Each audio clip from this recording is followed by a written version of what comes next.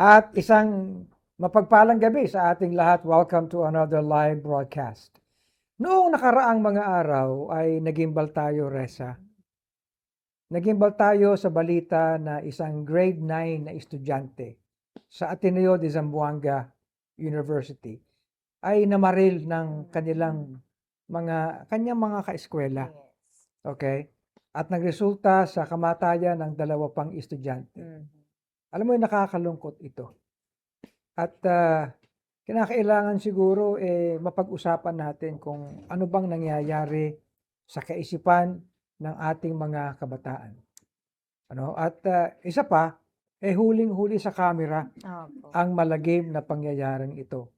At kapansin-pansin sapagkat medyo nakakailang beses na itong mga pangyayaring ito. At hindi lang siyempre namamaril, kundi gumagamit pa ng mga patalim. Okay? At ano ba talaga ang katatayuan ng ating mga kabataan sa ating bayan? Napapanuhan naman siguro na mapag-usapan natin ito. Ano po? At hindi naman tayo nagmamagaling. No, pag-usapan lang natin ang realidad sa ating mga buhay at kapaligiran at talakayin natin kasama ang ilang mga kinukonsider natin na medyo may naaalaman. No, sa mga kaisipan ng mga kabataan at yan ang tampok sa ating What's Brewing. Ayan, tama, Bishop. At of course, malaki po ang kinalaman ng ating mga pamilya at ng ating lipunan na rin sa kalalagayan po ng ating mga kabataan. Tama-tama po dahil ngayong Agosto din po ay nagdiriwang tayo ng ating Family Month dito sa Lighthouse. So, paano nga po ba ang pagpapalaki sa mga kabataan ngayon na nagagabayan ng salita ng Panginoon? Of course, may paglilingkod sa eklesiya at ganun din po yung kanilang mga magulang. So, let's be blessed with the testimony of this family. Abangan niyo po yan mamaya sa Espresso Self. At in time naman para sa National Tuberculosis Day, no, sa bansa natin ngayong Agosto, ay pag-uusapan natin ang sakit na TB. Paano nga ba ang early detection ng sakit na ito at paano tayo makaiiwas sa pagkahawa? And let us learn from our resident expert. Ay ipakikilala natin maya-maya ang tabayanan yan sa ating Health Talks. Yan. So maganda po ang ating mga hinandang talakayan ngayong araw. Stay with us for an hour of good talks. Ako po si Reza Abante Yebra. At ako naman si Bishop Ruben Abante. Join us and let's have good talk over good coffee. Welcome to the Lighthouse Cafe.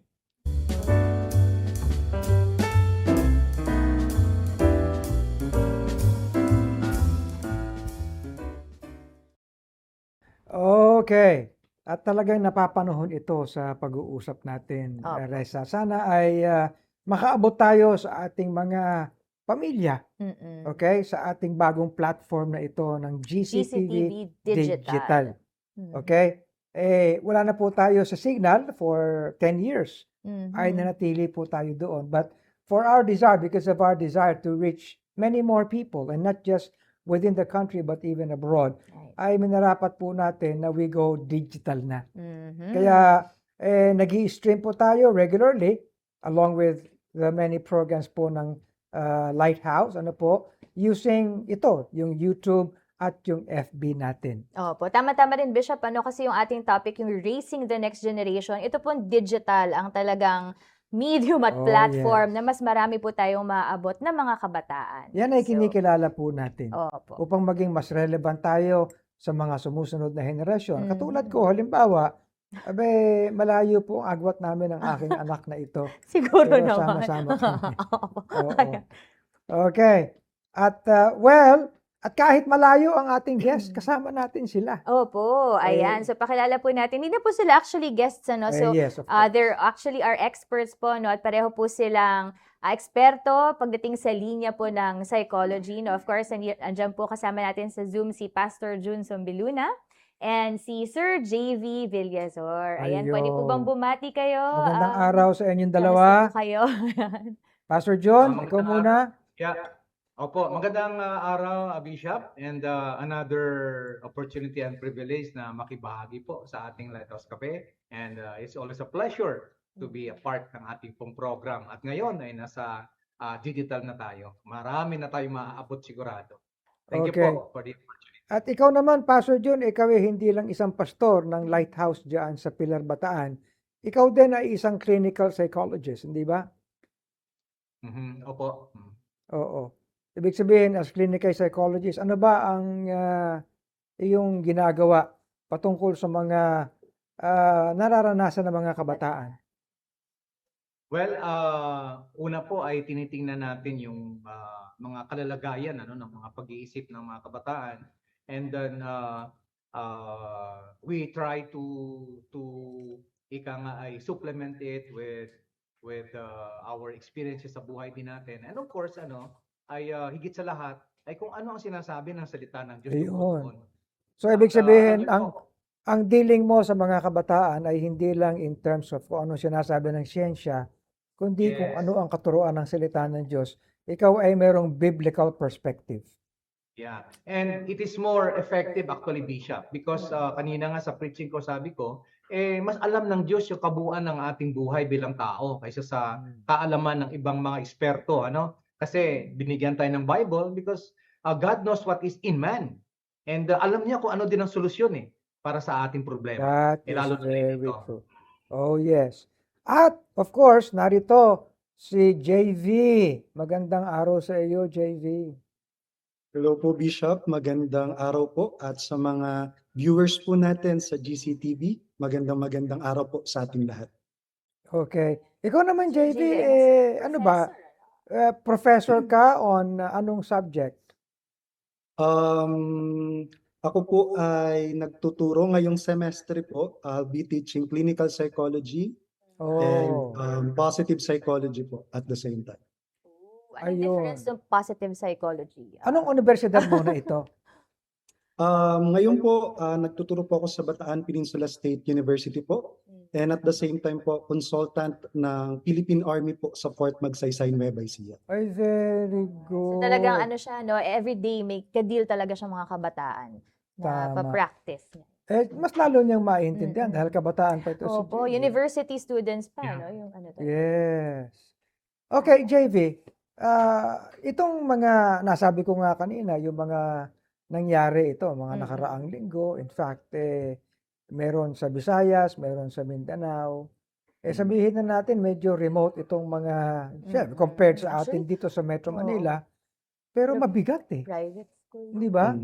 Kung halimbawa, mabigat ang mga nangyayari sa probinsya, lalo na dito sa ating metropolis, hindi ba? What do you think? Yes po. Kaya po ang ginagawa po ngayon ng Department of Education is they're having activities, programs po para mas maging preventive siya lalo na po sa city. And kung di po ako nagkakamali nitong nakaraang buwan po, naglabas na po ng item po ang DepEd na guidance associates po all over the Philippines para ma-augment po yung kakulangan ng mental health po sa mga eskwelahan. Napakinggan ko si Secretary Angara na ang tinatalakay niya ay ang pangangailangan ng mga psychologist, mga guidance counselor sa mga eskwelahan. At inamin niya na mayroon tayong kakulangan. No? Yes. Malaki, pagkakaantindi ko, malaking pagkukulang, hindi ba? Yes po, Pastor. If you're about to see po yung mga number ng professionals, let's say for example, psychiatrists, we only have around 700 to 900 psychiatrists sa buong Pilipinas. Oh, And pagdating sa psychologists, we only have 2,000 plus. So imagine if we're going to get the summation, parang 3,000 plus lang ang psychologists at psychiatrists sa buong Pilipinas. So if we're gonna compare that sa ratio or sa population ng Pilipinas, ano ang 3,000 plus sa 116 million na populasyon ng Pilipinas? yung namang tinatawag na mga psychometrician, yung nagkakaroon ng pagsukat, di ba? Gaano Yes. kadami meron tayo? Mas kaunti. Hindi po ako updated, pero if I'm not mistaken po, ang mga psychometrician po kasi, Bishop, they are more on testing. Yes. Kaya po, pero hindi po sila allowed na mag-psychotherapy, mag-diagnose. Psychologist po ang nakakagawa nun. Pero kung di po ako nagkakamali, parang nasa around 5 digits na po ang mga psychometrician sa Pilipinas. Pero kung tutuusin kasi, Bishop, kahit kami ever since, pag sinabing, na guidance counselor ka, hindi positive di ba? So na-guidance ka. even yung ganong medyo may stigma, no? So kahit po, halimbawa, kailangan lang talaga ng estudyante ng may makausap, di ba, na makakakwentuhan, na sa guidance counselor, medyo negative yung connotation. Agree po ba kayo doon? Or ano sabi niyo doon, Sir JP? Yes po, especially way back before, no, may experience ako na nakagawa siya ng medyo incident sa school. So ang ginawa ng guidance counselor is pinagsulat siya harap-likod na papel, 10 pages, na hindi ko nauulitin ang ginawa kong pangyayaring ito.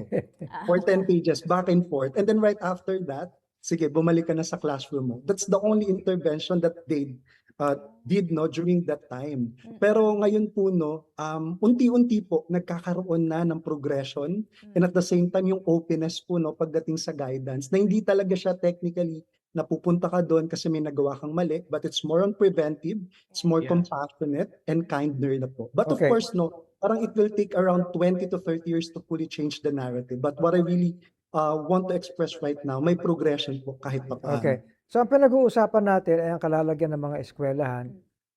Syempre alam natin ang mga teachers. So ina-appreciate natin kung ano ang pangangailangan sa mga psychologists, mga guidance counselors. Pero let's go back kay Pastor June. Pastor June, ano naman ang kalalagyan ng mga magulang ng mga tahanan natin? Ang ating parang kalalagyan ng ating mga families, syempre, more than 10% of our population actually, OFW. mga magulang na wala sa piling ng Right. kanilang mga anak. Okay? Hindi Opo. natin maaaring isisi sa eskwelahan, sa mga teachers, sa mga guro, ang mga bagay na ito. Sapagkat naniniwala tayo, bilang mga kapastoran, nagtuturo tayo ng Bible, na ang simulain ng pagtuturo sa behavior, ay sa tahanan. Anong masasabi mo dyan, Pastor June? Actually, that is very true, Bishop. The first education kasi na pwedeng matutunan ng bata ay nasa family, nasa tahanan, no?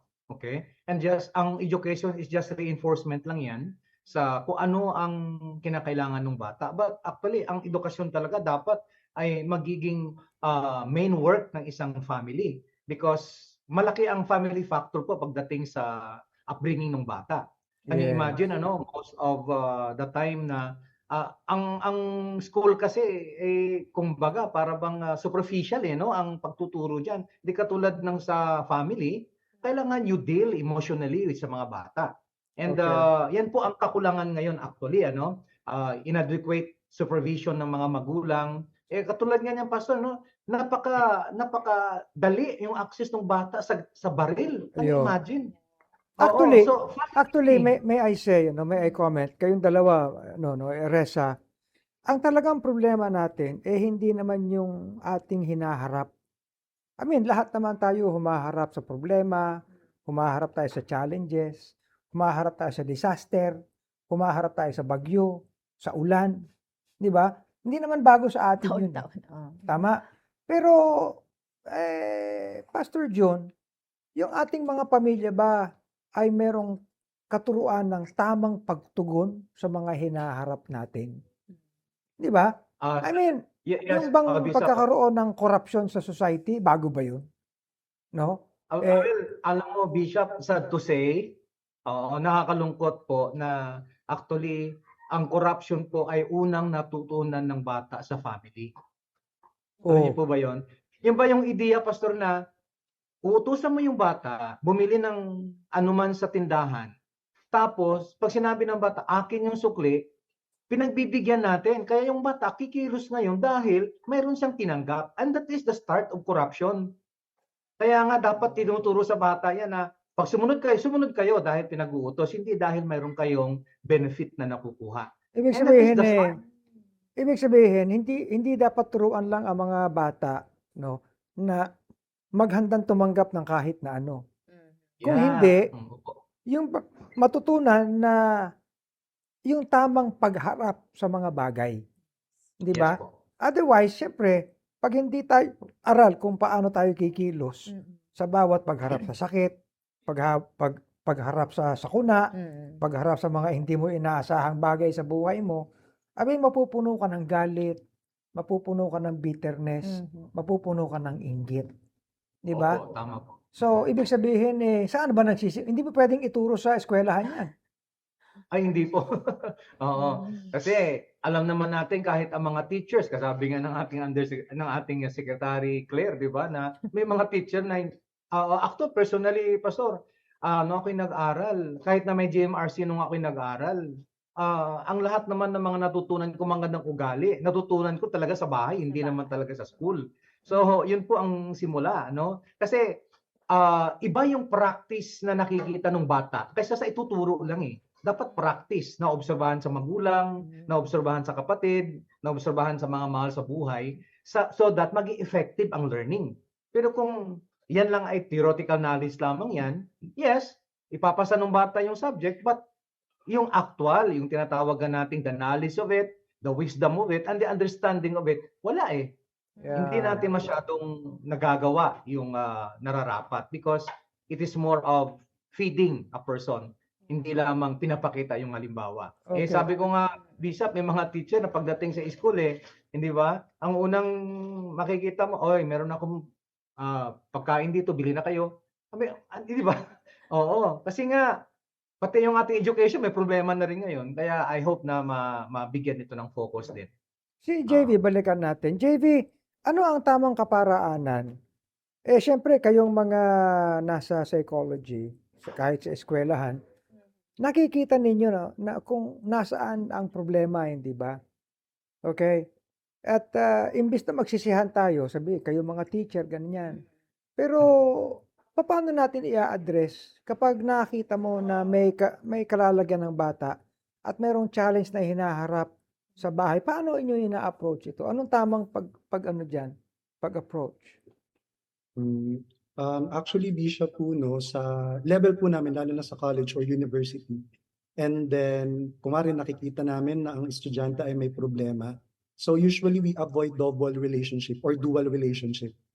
Kasi po sa profession namin, hindi pwedeng kami yung teacher, tas kami yung magbibigay sa kanila ng counseling or psychotherapy. We avoid doing that. Based on our ethics, hindi po siya appropriate. So ang tendency po, pag meron kaming ganun na na-experience, nire-refer po namin sa guidance counselor. And Hindi then yung pwede guidance mag-intervene. counselor na po, I see. yung mag-mediate po doon sa difficulties nung bata po. Ganun po siya Okay. usually. Okay, tama naman yun. Oo. Katulad ako, halimbawa, siyempre, I'm a bishop, pastor ako. Kapag may nakausap ako na aking nakita na hindi lang ito bagay ng may kabigatan, ito ay sakit. Oo. May May ibang eksperto, may doktor na pwedeng mag-address. kailangan mo right? doktor, Mm-mm. hindi ako. Mm-mm. Tama ba yon, JB? And at the same time po, kasi po yung yung objectivity sa pagbibigay ng grades.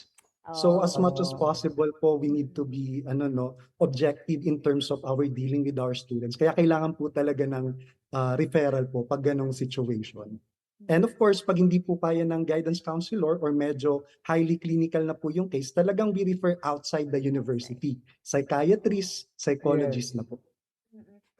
Opo.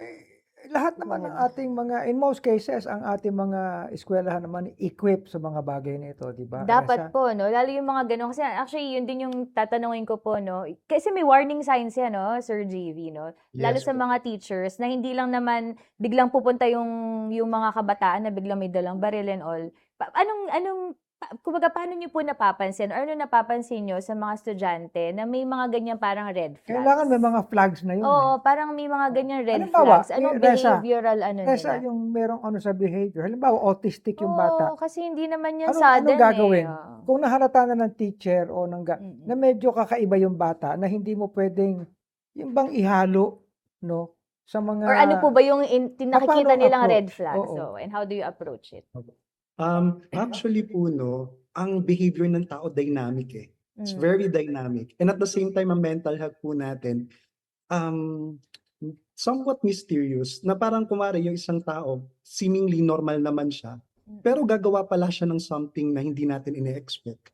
Pero Oo. meron namang iba talaga na nagpapakita ng red flag or ng mga signs na ay warning na to. I see. Okay, parang may factor to. Pero definitely minsan hindi po talaga natin nakikita. It depends upon the individuality of the person po, no. But in case po, kunwari, mga signs po, let's say for example, dati nag-e-excel to sa school, pero ngayon parang medyo naapektuhan na yung grades, di ba? Dati po, naalagaan niya yung sarili niya, pero pag nakikita mo siya sa classroom, parang yung self-care activities niya hindi niya nagagawa ng maayos. O Ayun. kali naman po yung daily functioning niya.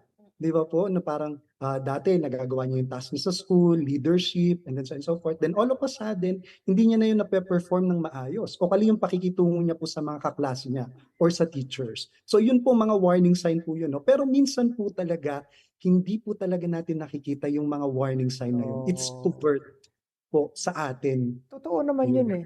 Alam mo, kahit sa mga kababaihan, Mm. nung dalaga pa, okay, no? Hanggang nagkaasawa. Pero nung nagkaanak na, Omega, Iba iba na. rin ano yun, may Nagbago ganong na, cases. di ba? Mga postpartum. so ganun din, yung mga na-expose sa mga ibang mga kalalagyan sa Mm. buhay, nagbabago talaga. Di ba, JB?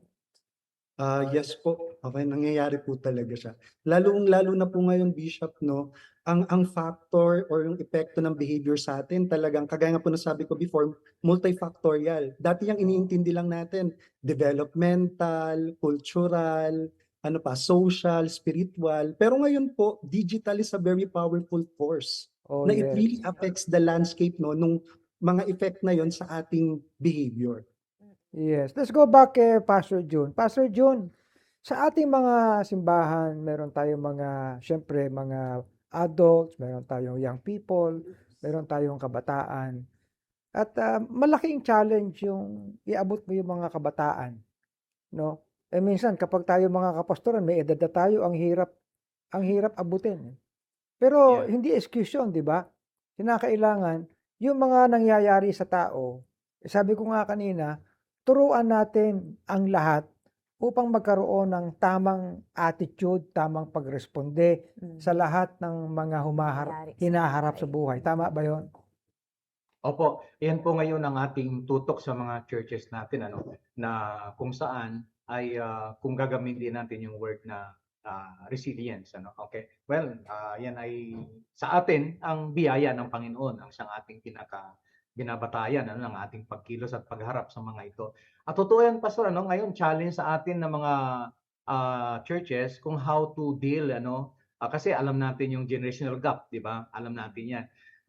Well, si Paul sabi niya, kapag kapiling ko yung mga Romano, di ba? Nagiging Roman din ako, parang ganyan. So siguro minsan ang ginagawa po natin dito sa ating dealing sa mga young people natin so that we can really understand them, okay? Ay kung ano yung kanilang mga ginagawa at kaisipan nila, medyo inaano natin ng konti, pinapasok natin ng konti so that mag-open up sila. Kasi totoo ang sabi ni Doc JB, napaka-dynamic ng behavior ng tao. Tahimik ngayon, mamaya iba ng ugali, Oo. di ba? Katulad niyan, yung nangyari sa ano po, doon sa Ateneo de Zamboanga, magaling yung bata eh. Oo. Nagtatap sa klase. Okay? May kakayahan yung pamilya. So, isipin mo, paano niya nagawa yon? Okay lang sana kung isipin mo na binubuli yung bata o kaya mababa ang kalalagayan kasi yung poverty minsan nakaka-apekto din yan sa mentalidad ng tao. Pero ito hindi eh. Ang So, tanong ko kaya sabi nila, yeah, para oo. sa atin ba, does this simply go with the times that we have? O wala nang bago dyan? No? Sabi Actually, ni Pastor, wala Solomon, nang wala nang bago. bago sa mundo eh. No? Yeah. Ang nangyayari ngayon, Pastor, We face lalo- time and chance Mhm. and crooked ways, hindi ba? So ang Oo. maganda, yung tamang pagresponde. Right. Yes, opo. Kasi ang nangyayari pa sa ngayon, parang lalong nagmamagnify po kung anong pwedeng gawin ng kasalanan sa buhay ng tao. Sa panahon natin, marami ng factors para lalong pwedeng yung ating default na magkasala lalong nabibigyan ng highlight kasi nga Oh. ang dami ng factors. Oo, dati ang alam lang natin, ganito lang ang kasalanan pwedeng gawin ng tao. Ngayon nagugulat tayo, pwede pa Tama gawin bang ng tao. sabihin, JB, na ang mga kabataan ngayon likas na mapusok? Alam mo ba ibig ko sabihin? Mapusok. Pag mapusok sa kalooban, Impulsive. laging galit, Mm. palaging may dahilan na laging galit. Ano ba yun? Does this go with the times? Malaki pong factor dyan, Bishop, no, based on our biopsychosocial spiritual model na pinag-aaralan namin is yung biological component ng utak natin. Kasi po usually ang full development po ng brain natin is around 25. And the last part of the brain po na nade-develop is yung frontal lobe. And frontal lobe is responsible for decision making and Yes. emotional regulation. Oh. Kaya usually pag ang edad nila ay mga 12, 13, 14, 15, no, yung emotions nila erratic, yung decision making nila hindi pa ganun ka-stable or hindi pa ganun ka-rational. So it really goes with our biology or sa utak natin. At alam naman po natin, our brain is the master controller of our personality po. Oh, ibang klaseng sagot yun. Oo nga, ano. Develop na ba yung ano yung Ikaw, frontal lobe? lagpas ka ng 25, Reza. 25 to 30, Pastor, ha? Fully na ang utak ng tao. So, can you imagine, 25 pababa, walang Hindi ba kakaya talaga? mag-decide. Sabi Walang natin, capacity, young no? people, Mm-mm. papasok ka sa relationship, marriage, So, below ibig sabihin 25. kung gano'n ang kalalagyan ng biological ng tao, pagkatapos na-expose siya Oo, sa kakulangan, halimbawa, karami. ang impression nila sa ating gobyerno ay hindi maayos, Right. pabaya. Eh di, erratic na nga yung kanilang biological na kalalagyan na gugulantang pa sa ganitong klaseng environment, Totoo. eh talagang Mas magagalit yung mas ano. magagalit. To connect din, no, sabi rin ni Pastor Jun kanina, talagang ang mga kabataan, naghahanap ng imo-model, no? Someone to emulate, no? Ayun. Example na, ano, dahil siguro may ganun din kakulangan, no, Ibig sa ating sabihin, lipunan JB at ngayon. Pastor John, kulang ang ating environment at ang mga communities sa mga ehemplo at mga magmo-model. Would you say Opo, that's opo, Pastor. true? Pastor John? Opo, very true, Pastor, ano? Kasi alam ko nung unang panahon, nung ako yung nag-aaral, Pastor, yung mga idol namin, mga heroes eh. Eh ngayon, magaling ka lang umarte, magaling ka mag-basketball, idol na kaagad. So nag-iiba eh, no? Parang, sabi ko, Tsaka ang iba idol na- natin nung araw, eh talagang tao. Tao po. Oo. Totoong tao po. Oo. Ngayon ang idol nila si Superman, si Batman, si Spider-Man. Hmm. No. Eh ikaw, JV. Naniniwala po ako, Bishop, no, children are not good listener. There are good imitators.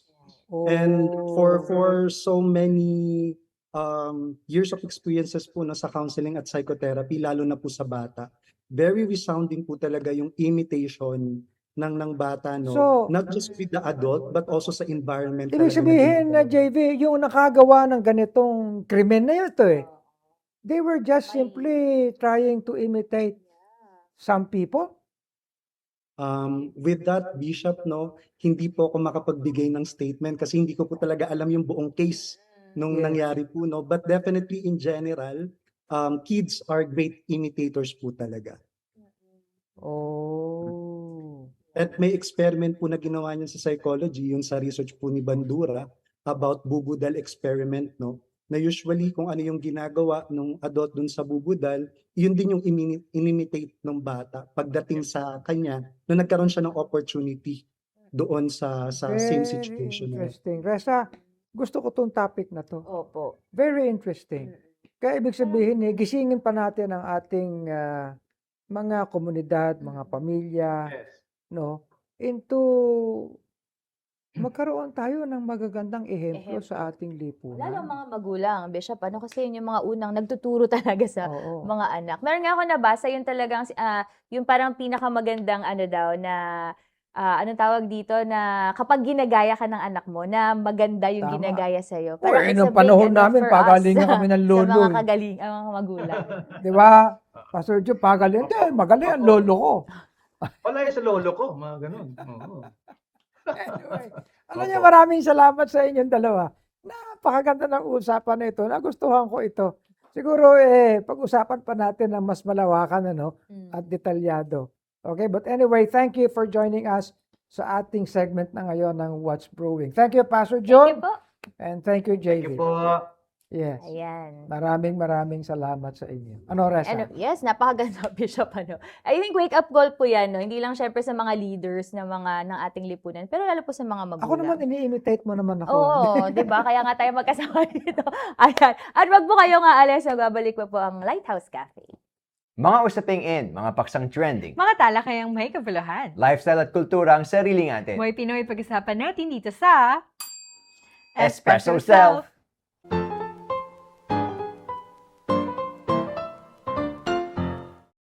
Ngayong taong ito, Erica, no, ay nagkaroon tayo ng dalawang malagim na school shootings in the span of just 2 months. No? Yan. Una na dyan yung sa Tacloban at sumunod nga itong sa Zamboanga nung nakaraang mga araw. Ayon rin sa Philippine News Agency ay naggawa sila ng survey, no, ang Pulso Lab tungkol sa opinyon ng mga tao kung ano sa palagay nila ang dahilan kung bakit nangyayari ang mga ito sa ating mga kabataan.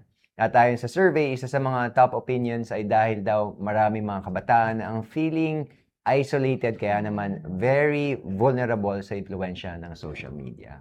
Nakakalungkot nga yan, Gabi, no? At sabi pa sa survey, isolated and vulnerable to online influence. And these students, already brittle mental health dispositions are now easier to crack. Kaya nga yung mga napapanood at nakikita nila online, siguro hindi na rin talaga nababantayan yung mga websites na napupuntahan nila and they are heavily influenced their behavior. And of course, ang isa sa mga malaking factors dyan, Gabi, ay yung ating mga magulang at ang ating pamilya. Agree ka ba doon? Yes, lahat naman tayo may pamilya. No? Ako, for instance, magulang din ako. At least 50%, if not 2/3 of their time, talagang nakalaan or na ginagawa sa bahay, no, sa loob ng tahanan. Kaya napakalaki talaga ng role ng mga households natin, ng mga families natin, ng mga parents natin. Kaya naman, for our new episode, we're featuring a young family para magkaroon tayo ng konting experiences, sharing at insights na rin kung ano nga ang mga challenges sa pagpapalaki ng kanilang mga anak, paano nila ito ginagawa bilang mga Kristiyanong mga magulang. And welcome back to Espresso Self, another one of our favorite families, no, ang Teologo family. Welcome po. Actually, Thank you. family na to eh. Isa dito ang tatay nila. No? Mukha lang sila magkakapatid. Laan na lang. But welcome to Lighthouse Cafe, Kuya Rolly, of course, ang Thank you ama for ng having tanong. us. Yeah. Siguro ikaw na magpakilala ng mga anak mo, Kuya, no? Rolly. This is my son, no, the eldest, Raisam. Mhm. He's 20 years old right now, and of course, Rima, no, she is 16 years old right now. Pareho silang nag-aaral ngayon. No. At kayo naman po, Kuya Rolly, ay nagtatrabaho naman. Yes, full-time employed tayo right now. No. And of course, baka hinahanap din yung Oo ina nga. ng tahanan, no? So, shoutout muna kay Ate Gemma, no? Medyo At may... saka kay Rayo and Meron pa, may Right. dalawa pa mga Yeah. siblings eh. Medyo divide and conquer muna sila na dahil nga sa mga gawaing bahay. Oo nga. Oo. Yes. Siguro, Gabi, simulan na natin yung ating usapin, no, lalo na po ngayon na ito nga po yung dahil sa mga recent na mga incidents ay mas naging talagang parang ito na yung hot topic po ngayon. No? So, siguro kay Kuya Rolly po, ano po ba yung nakikita nyo pong challenges ngayon? Especially po kayo na ang mga anak nyo po ay mga Gen Zs. Yeah, ganyan. oo. Yeah. Actually, napakarami, Miss Erica, no? Napakaraming challenges right now. To give you a few, no? Yung social comparison. So that is one of the challenges. Of course, yung social media, as you mentioned earlier, grabe yan right now, di ba? Kahit hindi kayo mag-usap-usap, basta may mga kanya-kanyang gadget, cellphone yung mga anak. Okay na sa kanila ngayon, sa generation Yes. natin ngayon. Of course, yung peer pressure is one of the challenges as well. So, yung mga yun, and then yung community pa natin, bukod pa sa school, di ba? So, plus yung nangyayari sa bansa natin. Of course, yung politics, di ba? Yung mga leaders natin right now, it has something to do with the influence dun sa mga kabataan right now. Oo. So, very, siguro, basically, yung sinasabi ni Kuya Rolly, yung external, no, na factors, influences, pressures, and right now, nabanggit mo rin yung social media. Because of that, yung access din to all this parang stimulus, One click stimuli. away na lang Oo, talaga. talagang no one stopping them from, getting access to all these things. Yeah. Having said that, ako nakaka-relate din ako kay Rolly na yung generation gap, no? In as much as gusto nating silang i-reach out and all that, syempre may kahit tayo nanggaling tayo dun, di ba, yung mga magulang natin, sabi natin, di niyo kami naiintindihan. Ngayon, Papunta ka pa lang. oo nga, papunta ka pa lang, pabalik na kami. Ngayon, tayo na nagsasabi nun sa kanila. Oo, tama. So, Naintindihan na natin. may 20 years old ka na, may 16 ka, I think yung iba 14 and 12. 14 yeah. and 12, no? Yeah. So, iba't ibang personalities din kasi yan, Kuya Rolly, no? So, Yes. meron bang common na approach dito sa pagpapalaki mo sa mga anak ninyo? And then, how do you deal with yung mga nuances din ng... Yeah, oo. Kami naman ni Mrs. Of course, ang foundation talaga namin is really the Word of God, no? Mhm. Ang sabi nga, di ba, bring them up in the nurture and admonition of the Lord. So, we'd like to shape the characters of our children, of course, in the Word of God. So, sa napakalaking tulong na nandito tayo ngayon, di ba? At nasa eklesiya, di ba? Tayo ay hinuhubog sa pamamagitan ng salita ng Panginoon. And then we are so grateful so na nakilala natin ang Panginoon at ang kanyang salita at katotohanan na siya namin ginagamit bilang mga magulang sa aming mga anak sa pagpapalaki. Di ba? So kahapon nga we were discussing sa sa young couples, di ba? Sa fellowship natin na ang kabataan ay isang palaso na ipinagkatiwala sa kamay natin bilang mga magulang. Siyempre yung palaso hindi naman yan lilipad ng walang puwersa, walang pressure, di ba? So kaya we give direction talaga sa mga bata. Amen. Speaking of itong environment, no, Gabi, na may isa lang kasing nabasa na parang yung, hindi ko na maalala yung exact words, pero parang ang thought is yung school safety actually starts before they even get close to the gate ng school. So, Yeah. siguro sa inyo po, Kuya Rolly, ano po yung nakikita nyong impact talaga ng school and especially ng community po sa ating mga kabataan po ngayon, especially sa mga anak nyo po? Alright, so yung usapang safety kasi hindi yan sa sa pagpasok sa school dahil may sarili silang gwardiya, may guard, di ba? Yeah. Even sa community dahil meron naman mga halal na official, di ba? It really starts from the home. Kung ano yung tinuturo natin. So, I accept the reality na not all the time makakasama natin yung mga bata kung saan man sila pumunta, di ba?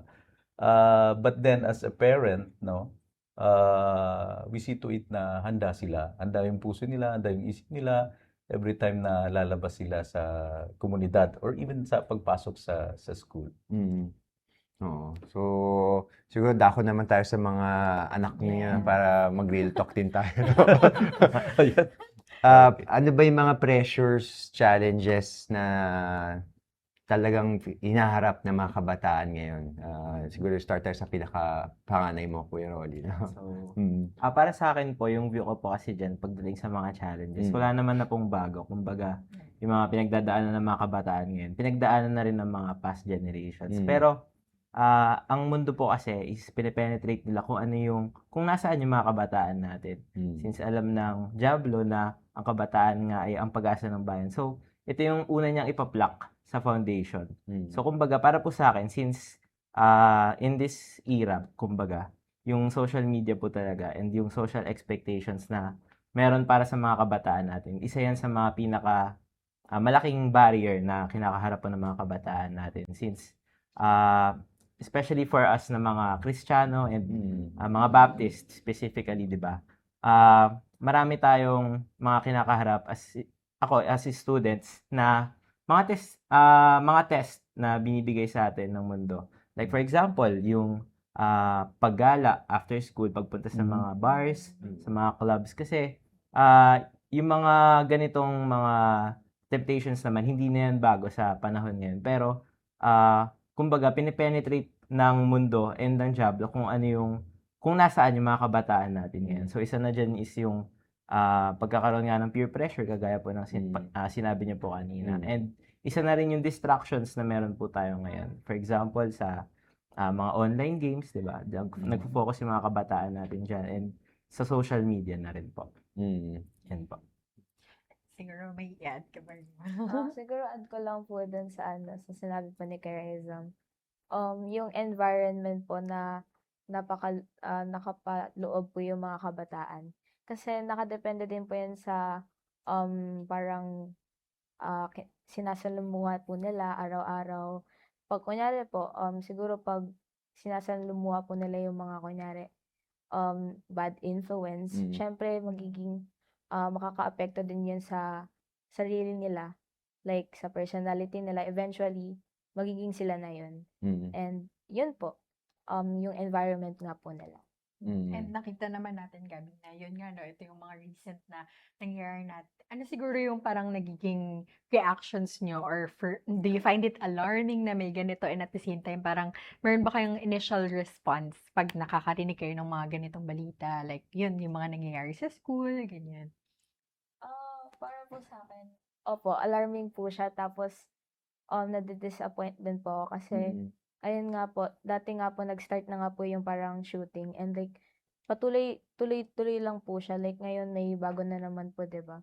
So, like, yun po, kakalungkot lang po kasi, ayun po, dahil mga estudyante pa lang po kami, pero ang dami na pong nangyayari.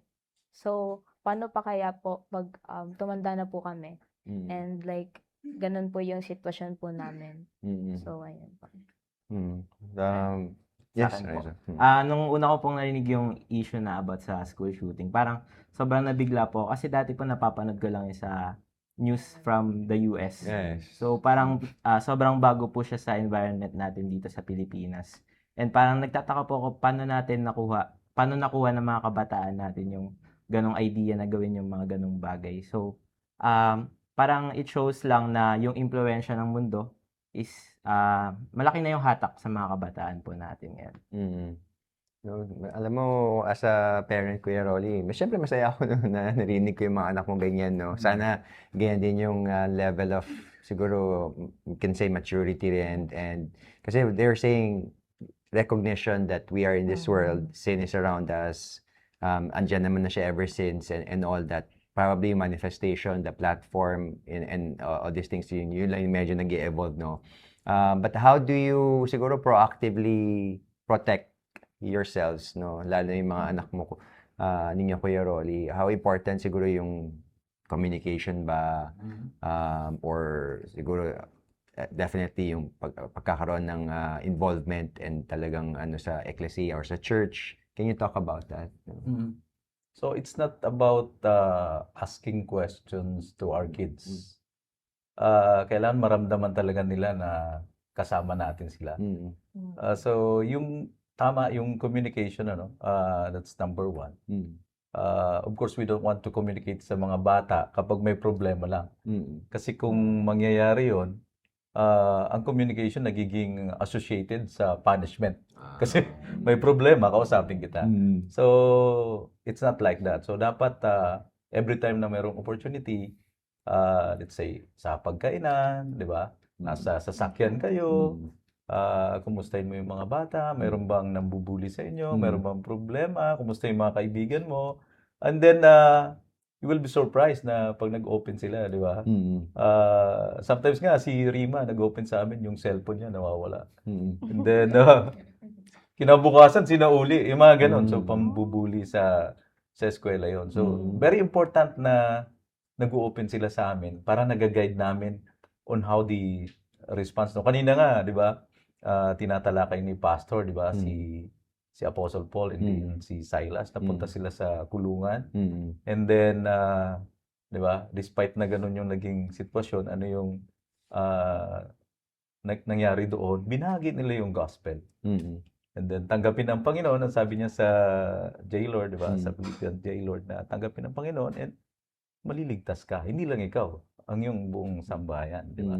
So, ganun din sa amin. So, open communication, it's like a house na mayroong doors and mayroong windows. Kung saan yung window, matatanaw mo yung labas. And then, kung gusto mo naman makita yung loob ng bahay, papasok ka sa pintuan. So, ganun yung nangyayari sa family namin. So, sa constant na pag-uusap talaga. Ayun.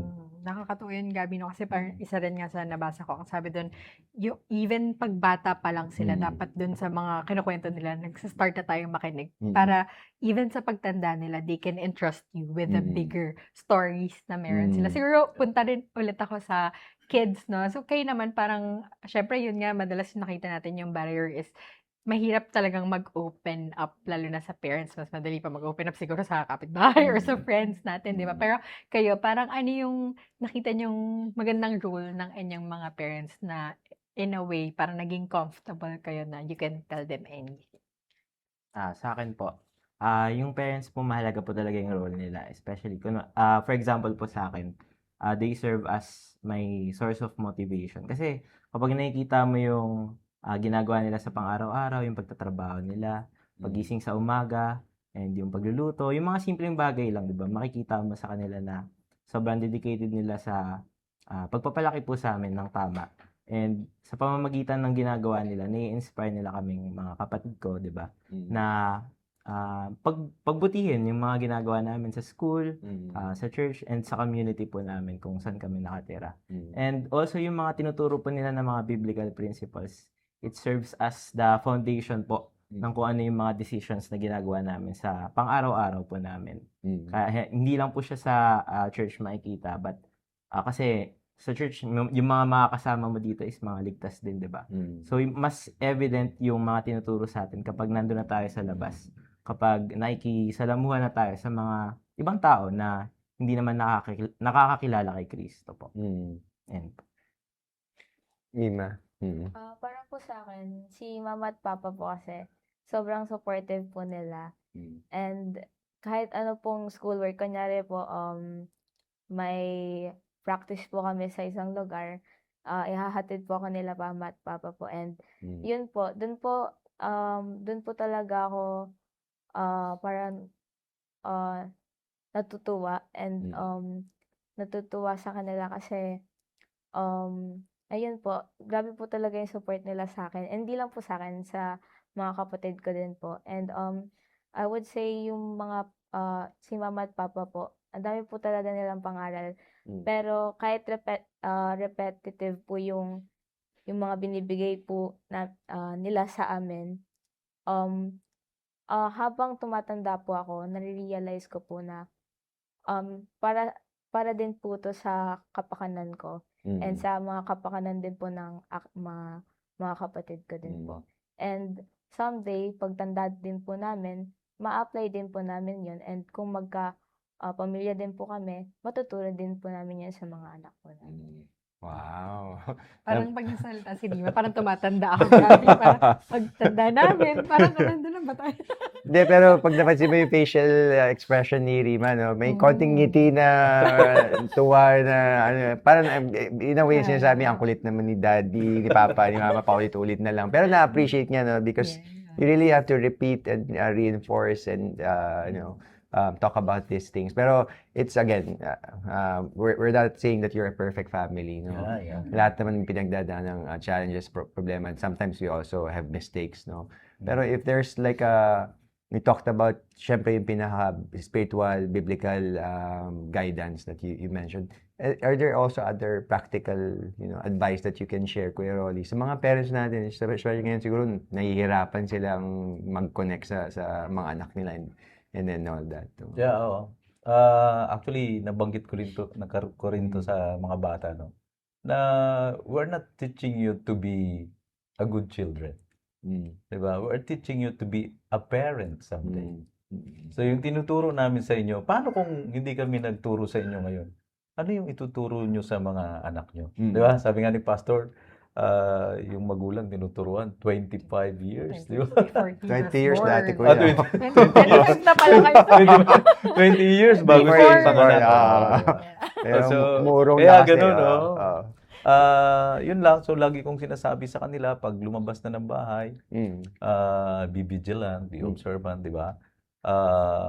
Pag merong isang incident, wag kang magstay doon just to watch or to take video, di ba?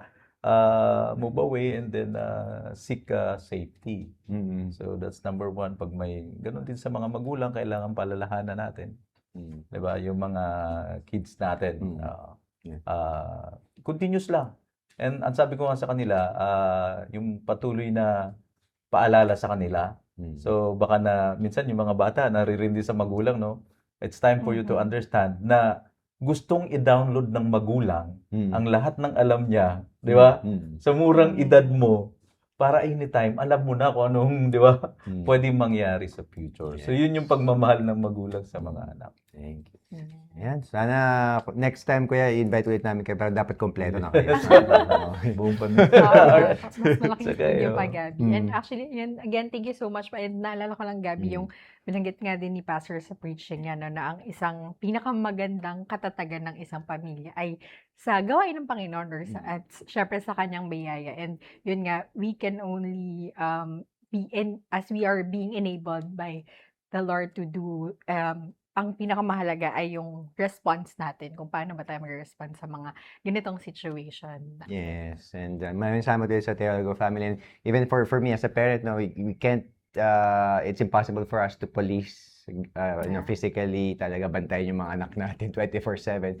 It's our responsibility na ground sila sa salita ng Panginoon, turuan sila sa salita ng Panginoon so that they may be strengthened, equipped, no, to really discern kung ano ba yung nakakapagbigay kaluwalhatian sa ating Panginoon. Kung alis, susunod na po ang ating Health Talks.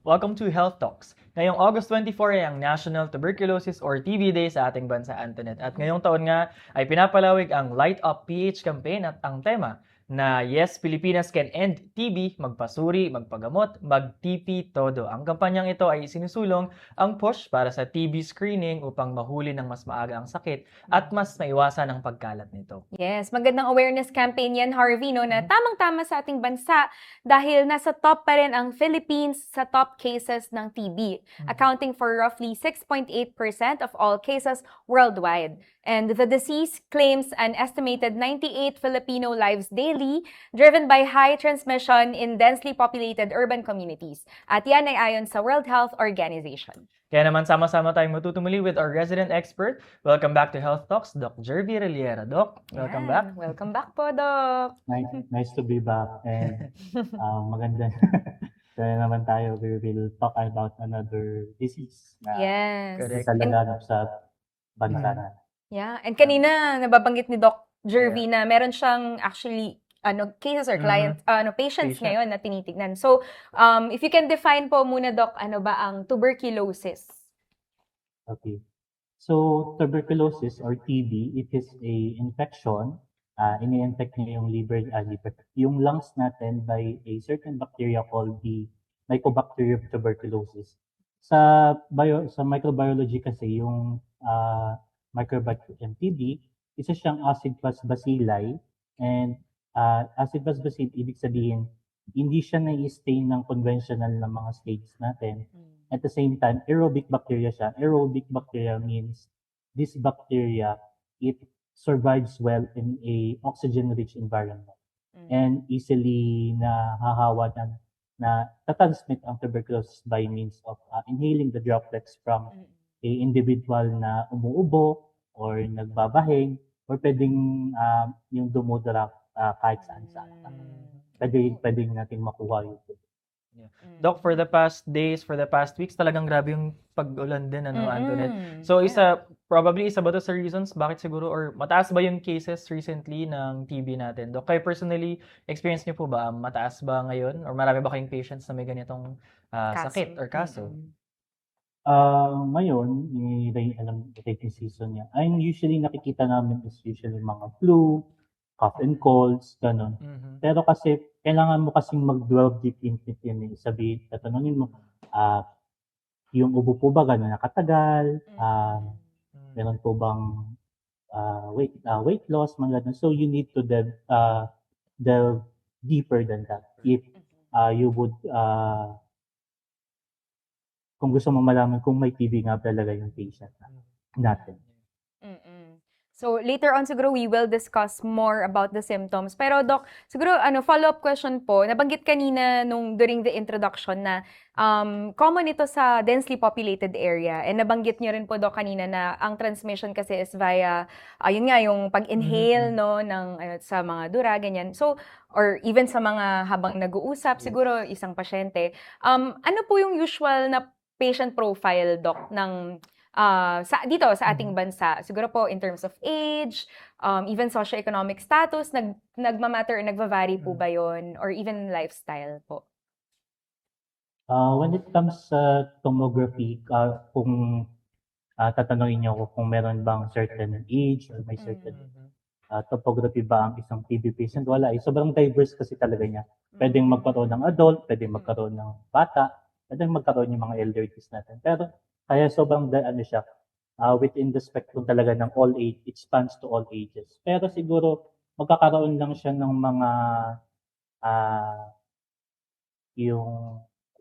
magkakaroon lang siya ng mga ng patients, kunyari, dun sa mga heavy smoker, or dun sa mga patient na already immunocompromised na pwedeng ma-infect ng ng TB. Especially yung mga young children and yung mga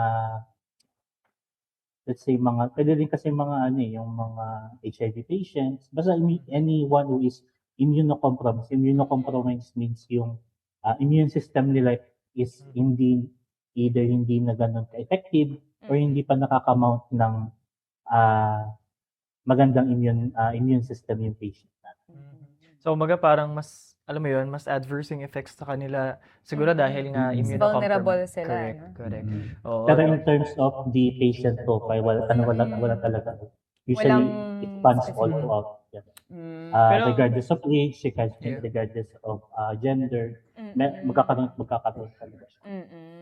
Pero Doc, when I ask kanina, syempre, maulan, ganyan. Pero it doesn't really mean or directly mean na kung maulan ngayon, maraming may ubo, may sipon, gano'n. Hindi siya agad ma-assess or ma-profile na merong TB or tuberculosis. Pero how would you assess? Paano ba yung screening process na ito? Sa inyo po ba? Paano nyo nalalaman? Is it just a matter of, let's say, kapag number of weeks na, yun na ba? TB na ba na agad siya? Or meron pa tayong mga screening processes? Okay. In the setting kasi ng clinics, kailangan daw magkaroon ng clinical ID na you would assess the patient from head to toe. So, tatanungin mo yung sabi ko kanina, tanungin mo sa patient kung yung upo po ba ninyo is gano'n na katagal, nakakaranas po ba kayo ng night sweats, nakakaranas po ba kayo ng unexpected na weight loss. Usually, yung mga tinatanong namin, and those questions, it can pinpoint us na, this is probably TB. So, if we are suspecting TB, we can first na may preliminary test na pwedeng gawin, which is the chest x-ray. Pag lumabas na yung result, usually pag bumalik si patient, pinakita siya sa chest x-ray, usually may makikita ka dyan na usually nasa may apical portion ng lungs mo. Kaya siya nasa apical kasi. Yung apical side ng lungs natin, that is the oxygen-rich part of the lungs. Kaya sabi ko kanina that a Mycobacterium tuberculosis is a aerobic bacteria. Doon siya talaga mananahan to. And if we are highly suspicious of tuberculosis, na kami ng confirmatory test, which is the gene expert.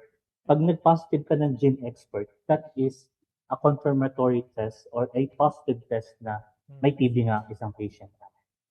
Confirmatory test, Antoinette, does this mean parang mag-extract like CBC? Ano po bang mga tests na para mag-undergo ng Smear ba ito? Sputum? Okay. Pag gene expert kasi, usually sputum siya, yung dahak ng patient. So, kukuha ng sputum sample, tapos i-send sa lab, i-undergo ng gene expert, tapos pag lumabas na positive, usually kasi pag confirmatory test, 100% or 99 to 100%, yun na yun. TB talaga siya. Kasi gene expert is the confirmatory test for TB sa bansa natin. And, As gold standard kasi siya. yeah, gold standard siya. So Doc, tama po no na ang itong GeneXpert and even yung screening po ng tuberculosis ay actually available po ito sa ating mga health centers. Tama po, ng mga rural health units, ganyan. And alam ko, Harvey, kapag may isang family member na nagkaroon ng yun, so parang maging highly suspicious ang doctor ay titignan na rin, kailangan na rin i-test pati yung ibang mga family members. Tama po ba, Doc? Or can you add to that or confirm that po? Yes, that's right. May yung mga hospitals natin ngayon, especially the DOH accredited hospitals and clinics, even our TB Center, they provide libre ng mga chest x-ray and at the same time, they provide libre na GeneXpert. Tapos tama ka Ate Antoinette no na if in a household merong isa na merong may TB, let's say the father, may i-investigate mo talaga yan. Kasi nasa iisang contained space lang sila eh. Lalo na sa Pilipinas, yung usual na tirahan ng isang family is sobrang cramped na space. So if the father has TB, umubo lang siya, pwedeng mapas kay mother, pwedeng mapas kay kuya, pwedeng mapas kay ate. So that tuberculosis na bacteria is nandoon. Lalo na that, yun nga, yung setting ng mga families natin is not in a well-ventilated area. Lalo na sa, nakita naman natin, lalo na sa Catalon, dito sa some areas of our Metro Manila. Sobrang dyan kasi nagtatwive ang TB sa mga closed environments. Correct. Umiikot talaga siya. So, Doc, pwede siya maka-infect talaga. Doc, what if meron ng TB yung patient? Gaano po ba katagal yung gamutan nito? And ano po, in your experience, meron na ba, ano ba yung worst case na na-handle nyo na merong ganitong drug sakit? resistant na. No? Sa terms ng medication, as per DOH guidelines, it is 6 months, which is yung 6 months ng isoniazid, rifampicin, ethambutol, tsaka pyrazinamide. Tapos ano siya, by guidelines ng clinical practice guidelines ng Philippines, pag pulmonary TB ka, 6 months siya. Pero pag pinag-uusapan na natin is the extrapulmonary TB, TB na siya na outside of the lungs, yun yung tawag na extrapulmonary. Usually, pag depends yan kung nasa brain or kung nasaan. It can span kung sa brain, it can pwedeng kailangan yung patient would undergo 12 months of treatment, and then meron naman 9 months lang. So, it varies talaga kung anong klaseng TB yung meron yung patient natin. And during treatment ba, Doc, ano po ba siya? Kailangan po ba isolated yung patient or maaari na po ba siyang, kunyari, kasi ang concern din is syempre, paano makakapagtrabaho? Of course, yung pasyente, no, kung kunyari siya ay magulang, for example. So, yun po. Yes, if a patient is already diagnosed with TB, kailangan talaga siyang i-isolate.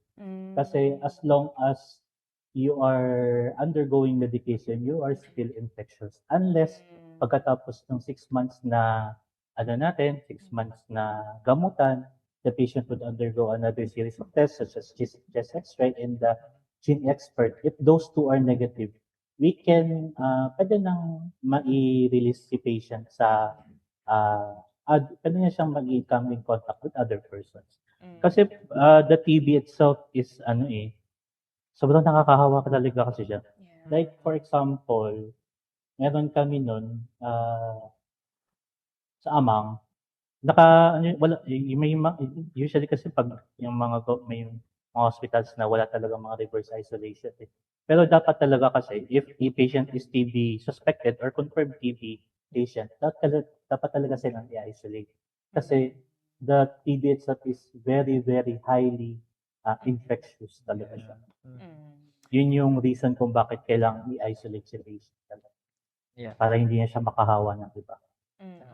Well, of course, I'm So sure when it comes naman sa trabaho, talagang mawawala talaga sila ng trabaho.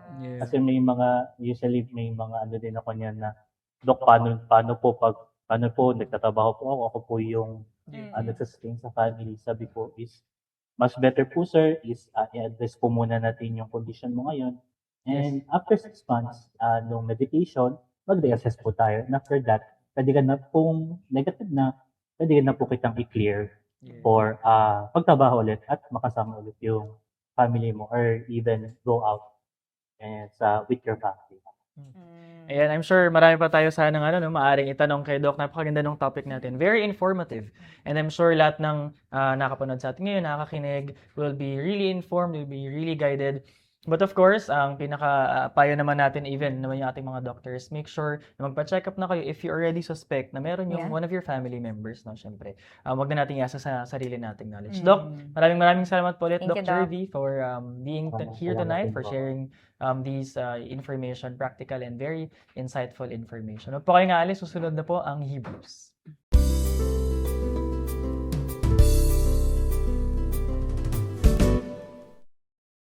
Welcome to Hebrews. Ito po ang segment sa ating Lighthouse Cafe na naglalayo na bigyang daan sa ating mga kaisipan, kalooban, ang mga katuruan, katotohanan mula sa salita ng Diyos.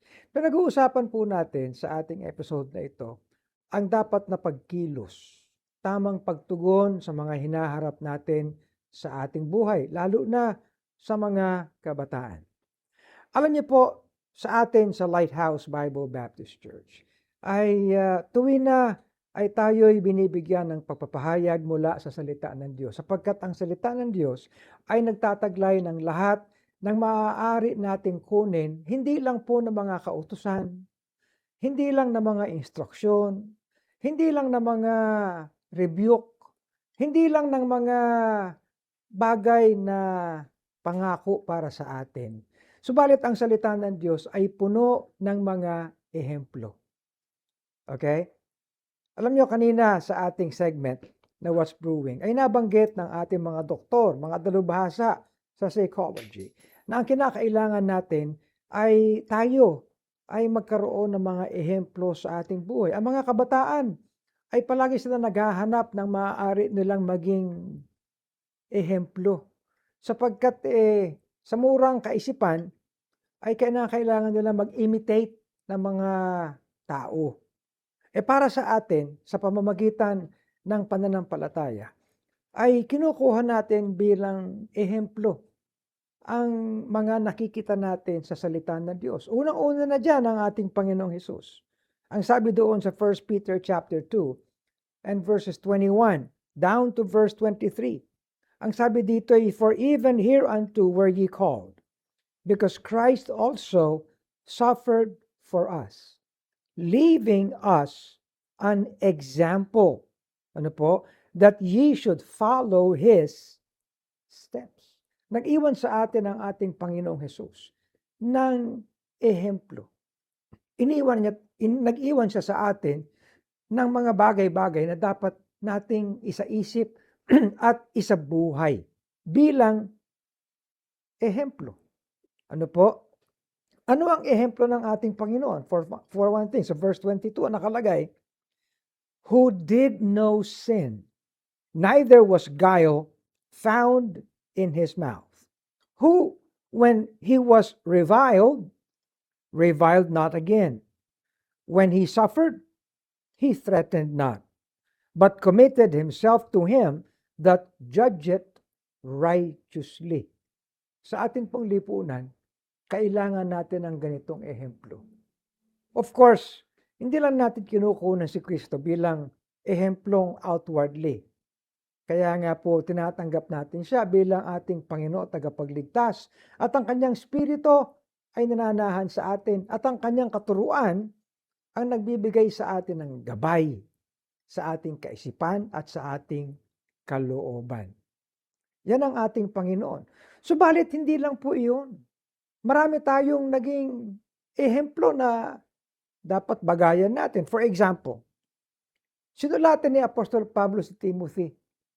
Ang sabi ni Paul sa kanya, "Let no man despise thy youth." Ito yung masusumpungan natin sa 1 Timothy chapter 4 and verse 12. Ang sabi, "But be thou an example of the believers."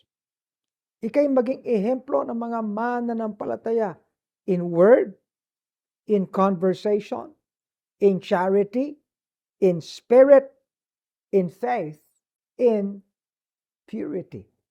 At naniniwala po tayo na ito talaga ay hindi lang pinagbilin kay Timothy, kundi he took it to himself. He took it to heart. Sapagkat si Timothy po ay naging leader ito, naging pastor ito sa Efeso. At dahil sa Ephesian Church, marami pang mga tumubong mga churches sa Asia Minor. Nariyan ang Colossae, naroon ang Laodicea. Ano po? At marami pang iba. Kung kaya, dahil sa mga ehemplong ito, ano po? Pati mga pamilya, marami dyan. For example, nakita natin si Lydia doon sa Philippi. Nakita natin yung Philippian jailer. Nakita natin si Aquila at Priscilla. Nakita natin si Philemon at marami pang iba. Kaya pagyamanin natin ang ating kalooban sa mga ehemplong makikita po natin. Sa ating panahon ngayon, parang mahirap magkuha ng ehemplo. Kaya nga ang sabi, let us just grow by the Word of God. At yung kanyang biyaya sa atin, ano po, na kapag pinagyaman natin, magagawa natin ang mga ipinagbibilin sa atin at pinakikita, tinuturo ng salita ng Diyos. Pag-aralan po natin ito. We do not lack in any example, especially from the example of Christ. God bless us all.